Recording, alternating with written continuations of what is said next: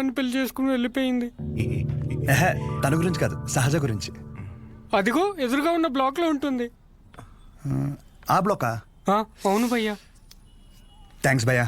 ఆ, thank you. పొద్దు నుంచి చాలా వాటర్ వేస్ట్ చేసావు, వెళ్ళి పడుకో పో. ఉమ్.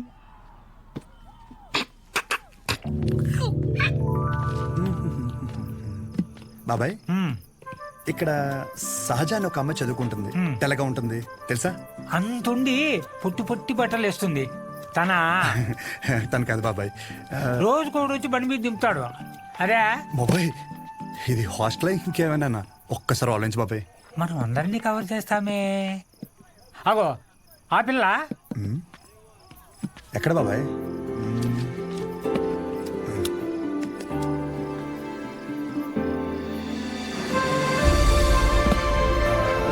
బాబాయ్